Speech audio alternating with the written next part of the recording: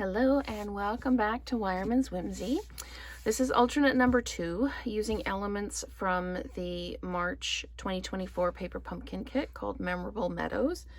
It coordinates with the Meandering Meadows paper, which I've used here, and I'm going to do a fractured card. It's the first time I've done one, so bear with me. And I don't pre-make the ones from the kit because I don't want to run out of pieces. So I've got a Highland Heather card base. I've got my 5 1/4 by 4 of the Meandering Meadows. That's the other side, but I am using the light side because what I have done is these pieces here are pieces of the cards that I've cut down.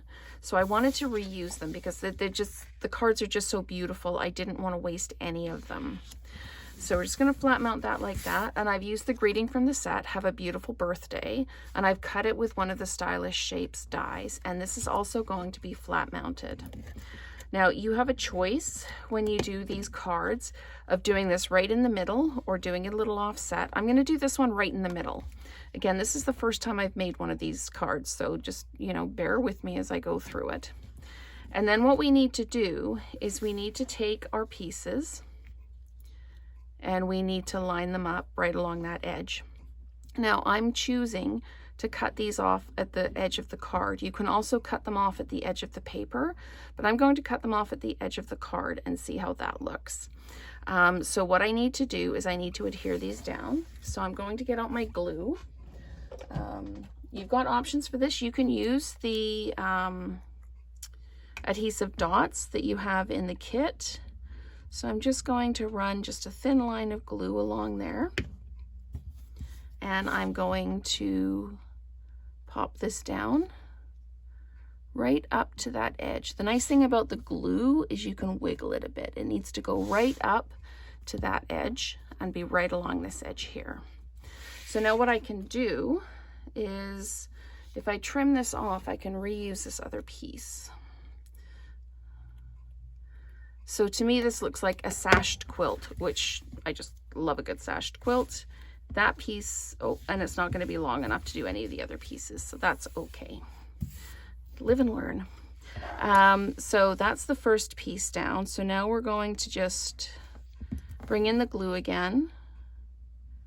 Just a nice line of glue along here.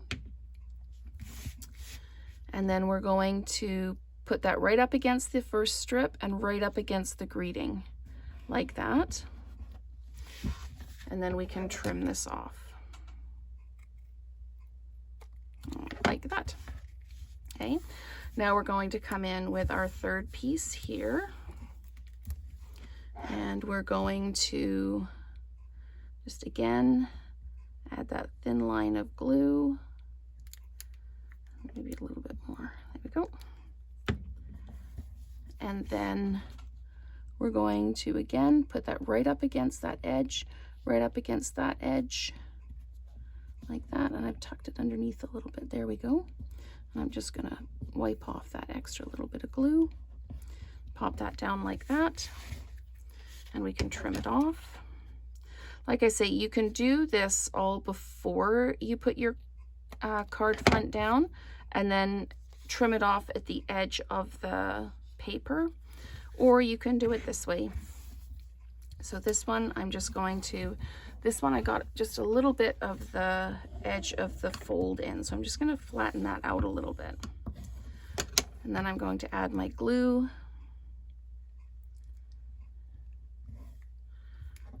Just add that glue in there. Okay.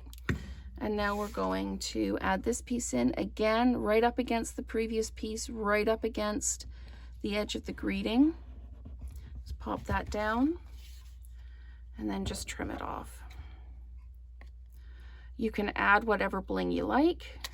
There we go. That's all trimmed off. So that is our fractured card. Again, you just need to wait for the glue to dry. And these pieces, you can do the calculations and you can use different pieces if you want. I chose to do a solid piece in the background, but it's got so many color variations, it could be different pieces. And then again, you use the cardstock from the cards that I cut down. And I'm just going to add in just to bling up the have a happy birthday a little bit. I'm just going to add some sequins to it. You could put a bow at the bottom if you wanted to. I want to leave this fairly flat because I'm actually going to send this one in the mail as a birthday card. So that's the nice thing about the sequins, is they make it really easy if you're putting the card in the mail. And then like that. So there we have a fractured card. And again, you can have the paper go all the way to the edge, or you can have it just go to the edge of your DSP. But that is how to do a fractured card. So thank you so much for watching, and stay tuned for more alternate options.